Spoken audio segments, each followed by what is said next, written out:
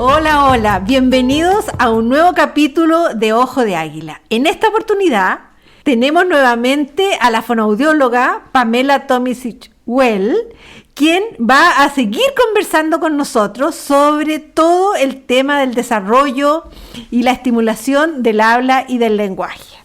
Y vamos a partir por los adultos mayores. Me parece perfecto. Estupendo. Bienvenida, Pamela, y gracias por estar nuevamente con nosotros. Hola Pilar, Rosario, muchas gracias por la invitación. Continuaremos con este tema que me apasiona y en lo que pueda aportar, feliz de poder decirlo acá a sus oyentes. Muchas gracias, Pamela. Nosotros también estamos muy entretenidas con este programa y con esta entrevista, porque además uno aprende muchas cosas. Y en relación a los adultos mayores, ¿cuáles crees tú que son los problemas más frecuentes que ustedes ven?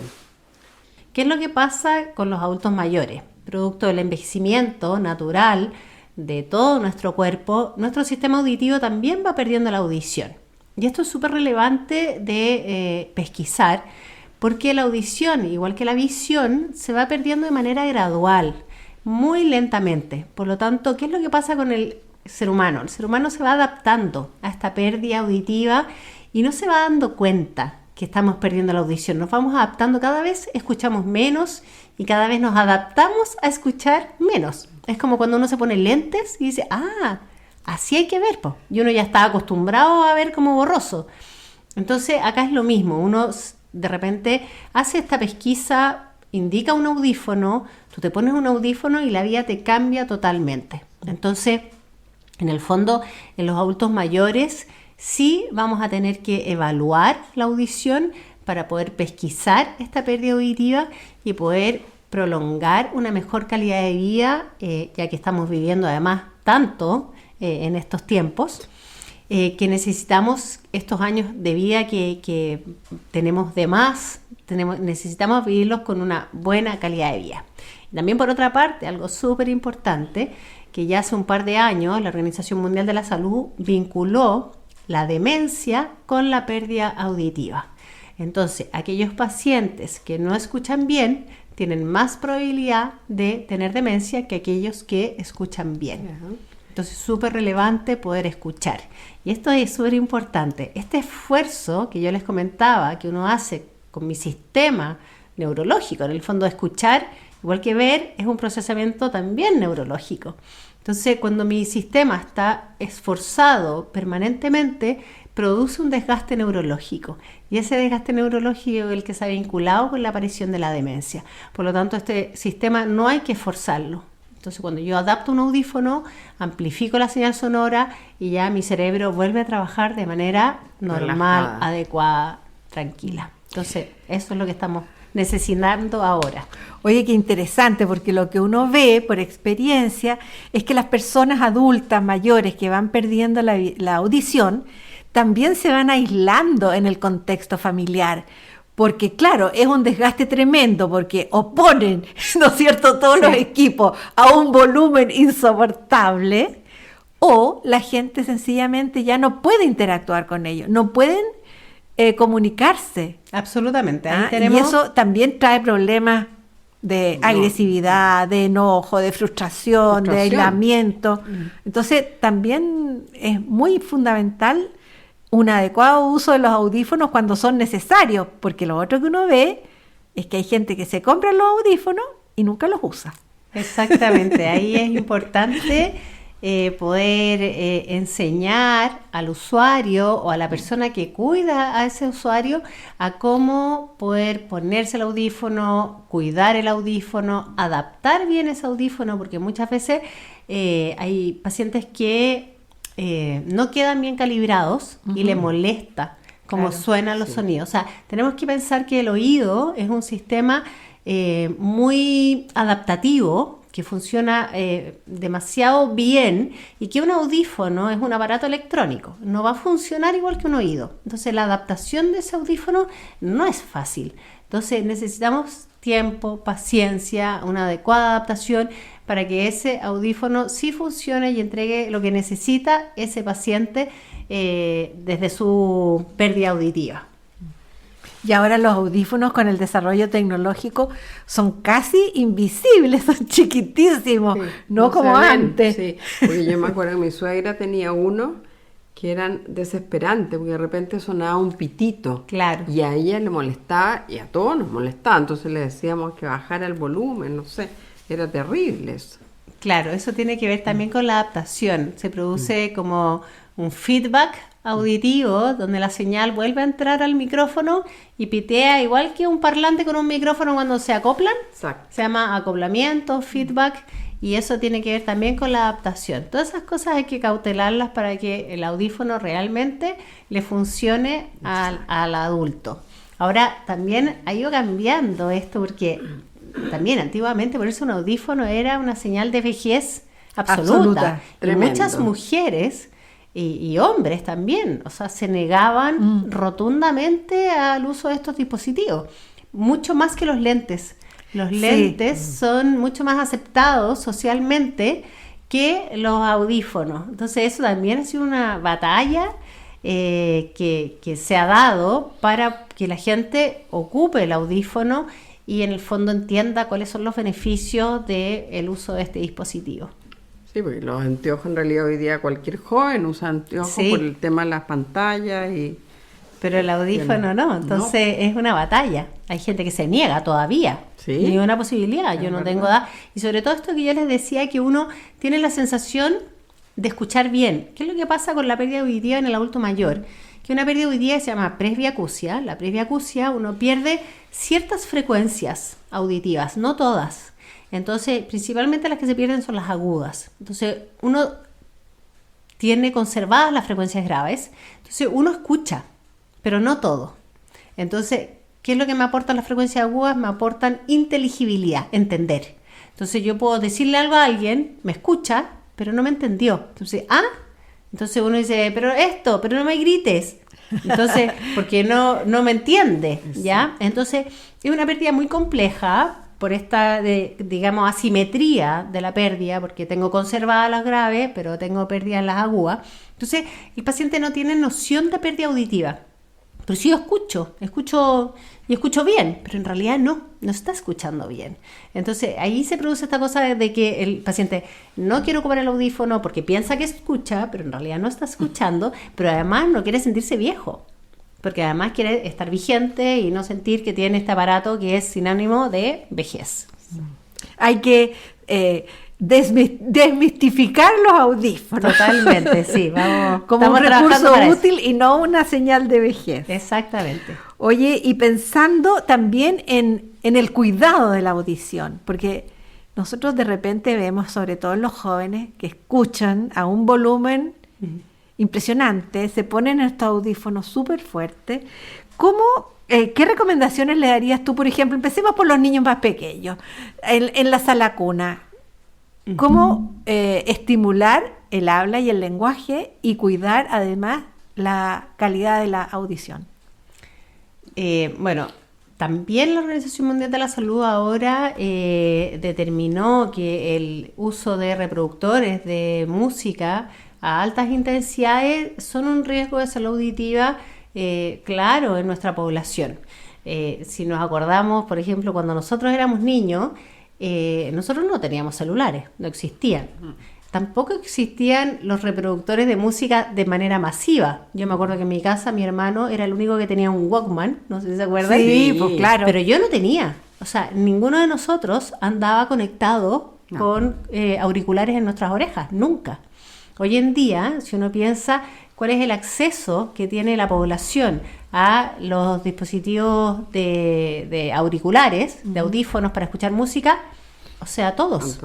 El celular se vende con auriculares. Claro. Eso viene. Entonces, uno va al metro y ¿qué es lo que uno ve? Toda la gente conectada. Uno va en la micro, toda la gente conectada. Uno está en la sala de una clínica esperando una consulta y están todos conectados a los celulares. Y eso, y bueno, ¿y para qué decir en la pandemia? Hubo mucha gente que estaba conectada 24/7 porque después de estar en clase o teletrabajo volvían a enchufarse para ver una película, etcétera. Entonces es súper importante que el uso sea moderado, que no sea a alta intensidad. Ahí los mejores tips son los siguientes. Cuando ocupes un dispositivo de tipo auricular, tú tienes que ser capaz de escuchar lo que está sucediendo afuera.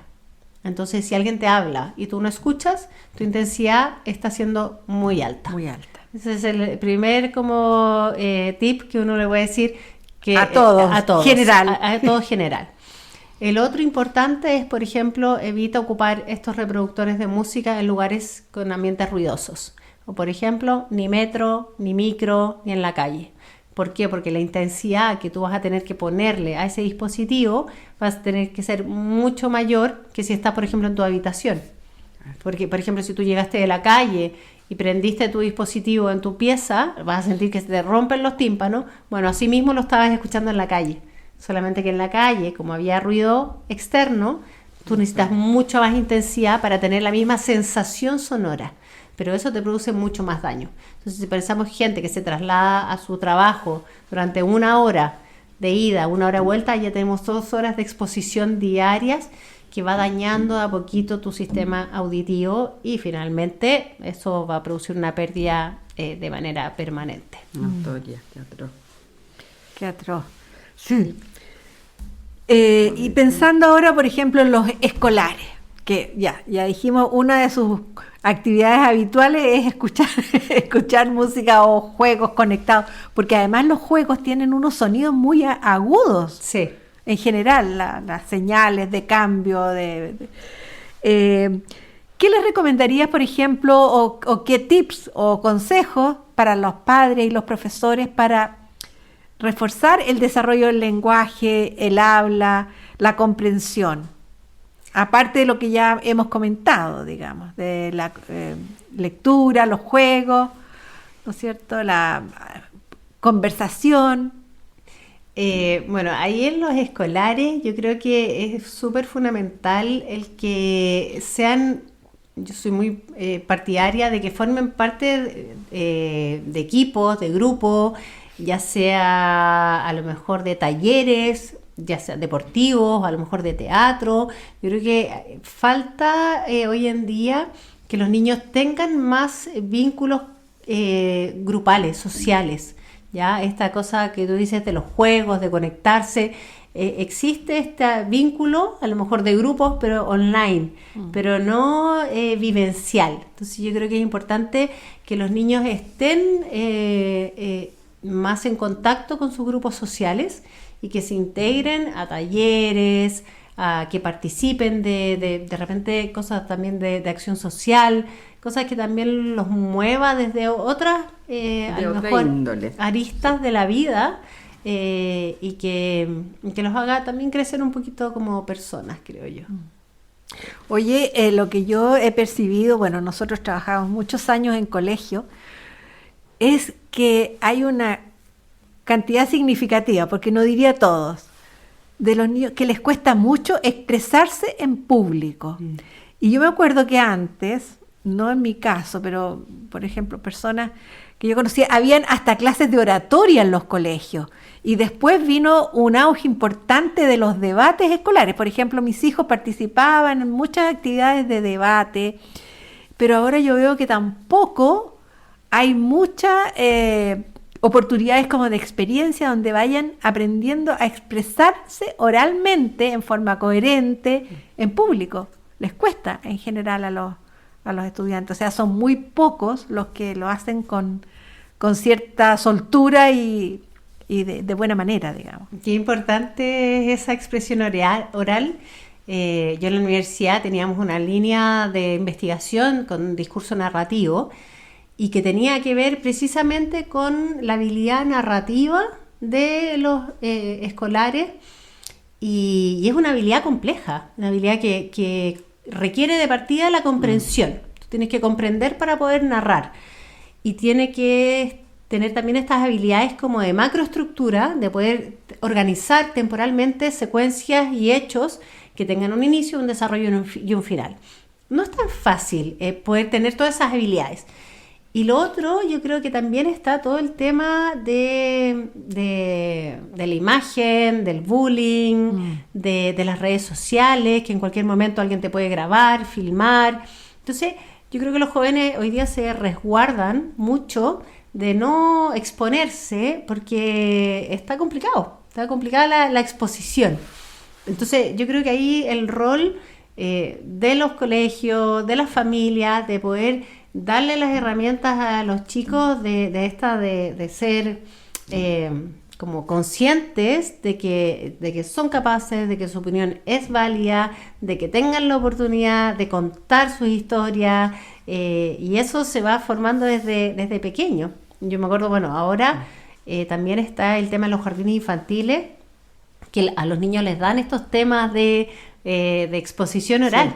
Entonces, ahora, y antes no era así. Y de la metodología de proyectos también, que ellos tienen que al final de cada proyecto exponer qué hicieron, qué aprendieron, cómo lo hicieron. Sí. Entonces, hay esfuerzos curriculares para que los niños puedan, en el fondo, tener oportunidades en el proceso escolar para expresarse de manera oral, que antes era muy poco. Siento que en preescolar se hace eso harto. Primero básico también lo vi. Después siento que hay una parte en la educación como que se vuelve a perder eso. Puede ser, tienes razón. Y ahí, en ese Mm. vacío, después están los problemas de que les da la timidez, que no saben cómo pararse frente, cómo tienen que expresarse. Y yo he visto en varios colegios que se hacen debates de niños de media que van a competir y hacen debate a nivel de colegio, y quiénes son los que salen los favorecidos, o sea, quiénes ganan y todo.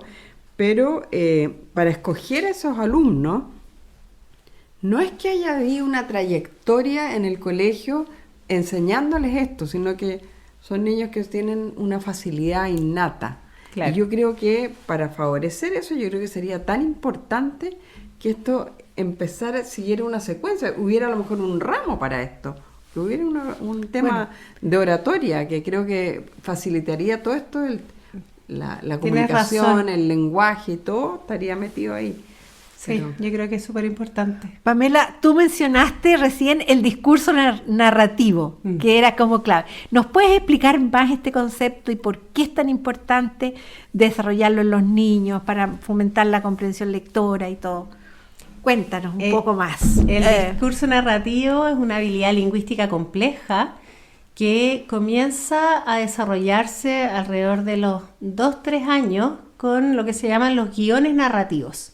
Los guiones narrativos son secuencias muy cortitas que tienen que ver con secuencias temporales de cosas que ocurren en el tiempo, que son como las bases para el desarrollo ya narrativo complejo. Entonces, por ejemplo, en los niños muy pequeñitos, yo tengo que observar si el niño es capaz de, por ejemplo, si yo tengo estos guiones narrativos, por ejemplo, de lavarse los dientes. Yo digo, ya primero yo abro la pasta de dientes, después le pongo pasta, después me lavo los dientes y después me enjuago la boca. Eso es un guión narrativo. Entonces yo tengo un inicio, un desarrollo y un fin del guión. Entonces eso ocurre alrededor de los 3 años más o menos. Un niño debiera ser capaz de poder narrar un guión. Entonces, de escribir una acción, digamos, una tarea pequeña, claro, pero que tiene varios pasos. Exactamente. ¿Qué es lo importante de esto? Que como es una habilidad lingüística compleja, requiere muchas cosas dentro de eso. Por ejemplo, la memoria. La memoria de trabajo, que es algo que no hemos conversado todavía, pero es muy, muy relevante a la hora de comunicarse lingüísticamente. Porque yo necesito retener información. Cuando alguien a mí me pregunta algo, yo tengo que procesar esa información, retenerla, poder acceder a mis recursos lingüísticos y poder contestar. Sin memoria de trabajo voy a fallar. Entonces, si yo estoy con un niño en el colegio, por ejemplo, le digo, ya, saquen su libro, ábranlo en la página 20 y hagan el ejercicio 2. O sea, el niño, si fue capaz de retener la primera información, el resto la perdió. Entonces, si yo no tengo buena memoria, buenos procesos de atención también, ahí voy a ir fallando. Entonces, un niño que narra es un niño que narra esto guión, súper simple. Un niño que tiene esta capacidad de memoria, capacidad de atender a lo que voy a decir y además tiene secuencia temporal en el tiempo. Entonces, eso se ha vinculado mucho con tu orden mental. Entonces, un niño que es capaz de ser ordenado desde la metodología, cuando este niño es metódico, sabe lo que empieza, sabe lo que viene, sabe cómo termina. Y eso se estructura, es como una habilidad que se difumina en otras áreas. Entonces, un niño que se ordena mentalmente. Entonces, cuando yo tengo un niño que está ordenado mentalmente, es un niño que puede aprender de mejor manera. Y eso se conecta, mientras tú estabas comentando eso, con la práctica física, o sea, con tener experiencia en hacer las cosas. Totalmente. ¿Ya? Sí, porque aprender haciendo. Uno les dice a los papás, mire, que los niños participen ayudándose en la cama, poniendo la mesa, porque son secuencias de acciones que las va practicando en un cierto orden. Exactamente. Y es la misma secuencia de acciones que después mentalmente él tiene que describir. Sí, exactamente. Pero si carecen de la experiencia concreta, totalmente, no pueden estructurar una secuencia narrativa. No, totalmente. Entonces, ahí también es súper importante cuando nosotros le decimos a los papás que participe en las tareas de la casa, que tenga una responsabilidad, y que sea metódico. Y que sea metódico, y que lo haga todos los días, y que lo haga con los pasos correctos, que ponga todas las cosas. O, como decían, aprender a hacer la cama, eso es una cosa que es relevante para toda la vida. Impresionante eso, o sea, te ordena. Exactamente. El orden, o sea, tener exterior, una visión ordenada de tus cosas, de cómo lo hiciste desde el principio, como tú dijiste, lavarse los dientes, sacarle primero la tapa, ponerle la cosa, todo la secuencia. Secuencia. Que el orden externo te ayuda al orden mental y viceversa. Exactamente. Entonces, estos guiones narrativos después, en el fondo, van dando las bases para el discurso narrativo más complejo. El discurso narrativo más complejo tiene que ver con contar, por ejemplo, alguna historia que tiene ya un núcleo, que pasa algo. Entonces, cuando uno ve niños, por ejemplo, que uno dice, y se cayó, y entonces uno no tiene idea dónde, quién, cuándo. Entonces, toda esta estructura narrativa que tiene que ver con la presentación del personaje, la ubicación, las características del personaje, el problema, cómo se solucionó el problema, cómo llegó al final. Entonces, uno puede ver que hay una secuencia temporal que ese niño no está respetando, y por lo tanto hay un quiebre en la comunicación porque uno no está entendiendo lo que el niño está queriendo decir. Se produce la frustración porque el niño no logra hacer esta historia y darla a conocer. Y lo otro también, bueno, y por eso una unidad lingüística compleja, además necesito palabras para palabras, y palabras y conectores. Entonces, y lo otro interesante del discurso narrativo, que también es tan complejo, adolece de un intercomunicador. Cuando yo cuento algo, como en este caso, yo estoy ahora narrando sola, yo necesito poner en mis discursos todas mis habilidades, porque yo no estoy pimponeando con alguien. Es mucho más fácil cuando yo converso con alguien, paro, la otra persona continúa. Aquí yo narro sola. Entonces es súper complejo narrar una historia sola, que tenga coherencia, que tenga los conectores, los tiempos verbales adecuados, hasta que llegue al final de la historia y darse a entender. Incluso gente adulta que no es capaz de narrar una historia de manera coherente o que termine de manera adecuada, y uno se queda con algunos vacíos no entendiendo totalmente lo que pasó, porque hay dificultades narrativas. Claro que sí. Oye, y a propósito, las preguntas claves, porque ahora en todos los textos, en todas las recomendaciones, en todos los tips, no le dé respuesta, haga preguntas a los niños. Entonces, en la estructura del lenguaje y para el discurso narrativo hay preguntas clave, y que son las preguntas claves para la comprensión también. Por favor, coméntanos sobre este tema de las preguntas clave. El qué, cómo, cuándo, dónde, por qué, para qué, qué pasó, si es real o imaginario, si es futuro, si es pasado, si es presente, todas estas. Todas esas preguntas claves son súper relevantes desde el punto de vista de la comprensión del niño. Entonces, yo tengo que chequear que un niño conozca estas palabras, sepa de qué se tratan, sea capaz de responder adecuadamente. Y uno se da cuenta que a veces no siempre el niño comprende. Entonces yo le digo, por ejemplo, ¿dónde fue el papá? Entonces él te dice, no sé. Está comiendo. Claro, está comiendo. Entonces no está respondiendo de manera adecuada. Y también ahí me pasa que muchas veces los papás te dicen, no, lo que pasa es que él te quiere decir eso. Entonces, independiente de que el niño quiera decir otra cosa, no está respondiendo adecuadamente. Exacto, no está Entonces, yo tengo no que... está entendiendo. Sí, o lo que sea, por lo que sea, el niño tiene que responder de manera adecuada a la pregunta que tú le estás haciendo. Entonces, ahí va a ser súper importante que no hayan estos quiebres comunicacionales y que haya fluidez entre la pregunta y la respuesta del niño. Claro, porque ahora, tal como decías tú, bueno, si no se conversa, no hay momento de hacer las preguntas. Claro, sí. Si no hay diálogo al interior de la familia, si no hay diálogo en la sala de clase, o si no hay diálogo con grupos pequeños, ¿a qué hora el niño tiene la posibilidad de comprender? Sí. ¿No es cierto? El tema de poder dar la respuesta adecuada si nadie le pregunta.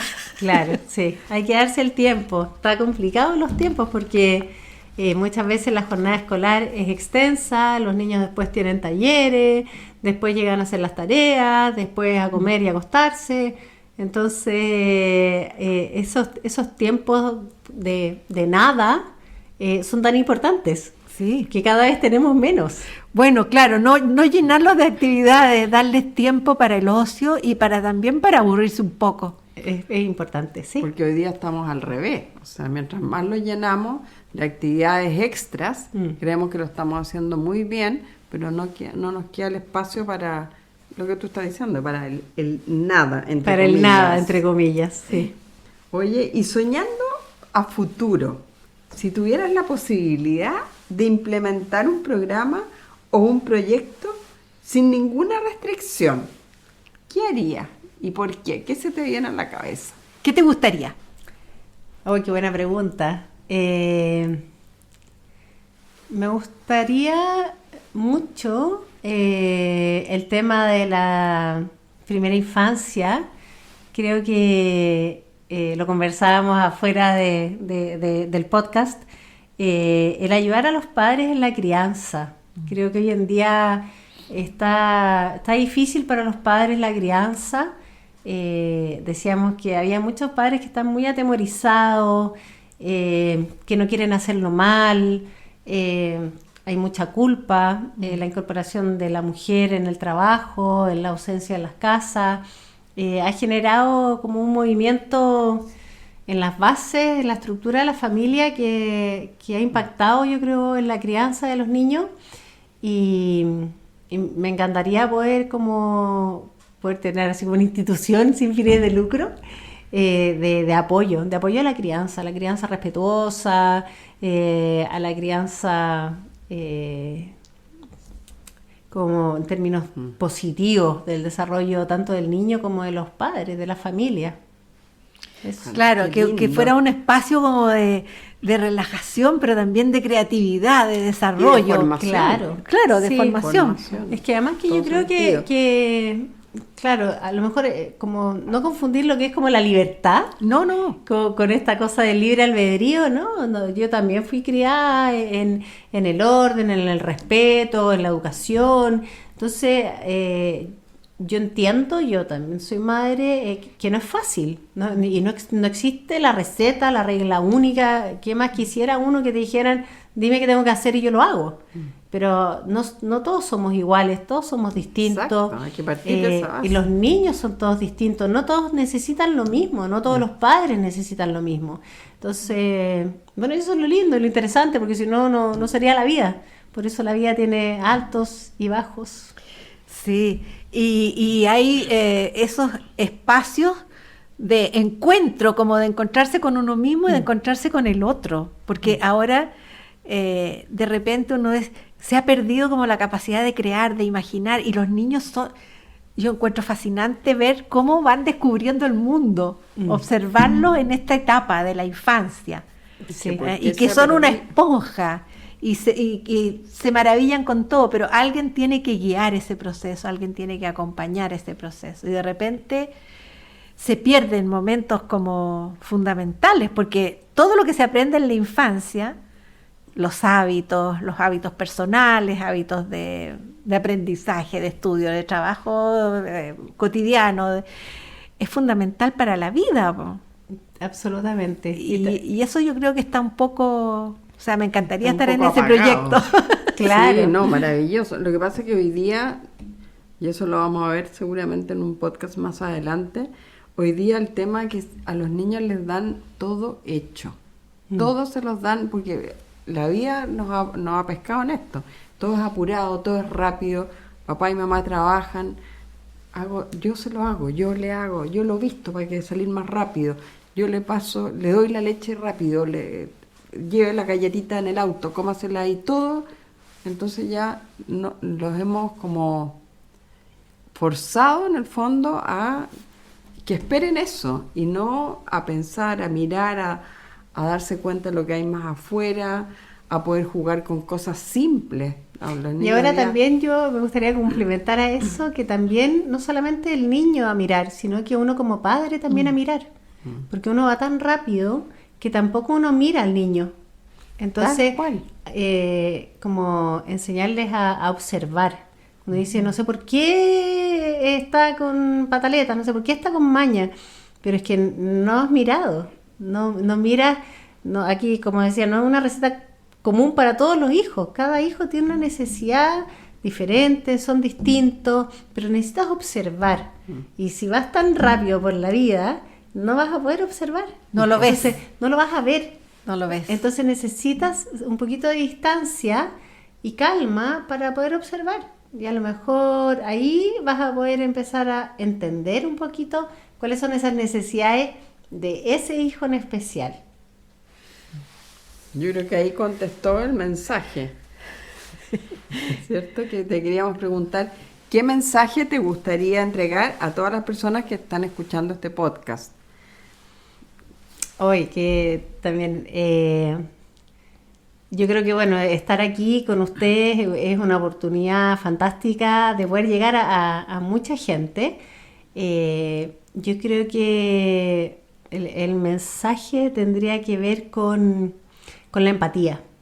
Yo creo que decirle a todos que todos somos distintos, que todos tenemos formas distintas, que tenemos que ir no tan rápido para poder observar al otro y respetarnos, porque necesitamos validarnos, necesitamos querernos más, todo el mundo quiere ser querido, así que eso, yo creo que esta humanidad que a veces nos hace un poquito más de falta, mi mensaje es a mirar más al otro, mirar más amorosamente al otro.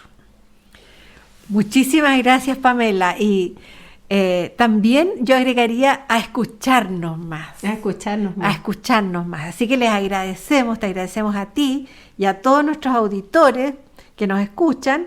Y si les ha gustado lo que hemos conversado hoy día, compártanlo con sus amigos, con sus colegas, porque tenemos que aprender a escucharnos más. Exactamente. Así que, bueno, y los que quieran seguirme en mis redes sociales, también, fonoaudióloga Pamela Tomisic, ahí doy hartos tips y ayudas para los papás, para que tienen algunas necesidades de estimulación, o también el tema de las evaluaciones de screening auditivos. También me pueden contactar por mi Instagram, fonoaudióloga Pamela Tomisic. Fantástico. Nosotros vamos a poner de todas maneras en la imagen y en la difusión tus datos de contacto. ¿Dónde te pueden encontrar? Así que muchas gracias. Muchísimas gracias por todo el tiempo que nos has dedicado a nosotros, a escucharnos y a conversar. Muchas que es gracias el objetivo de este podcast. Muchas gracias, Pamela.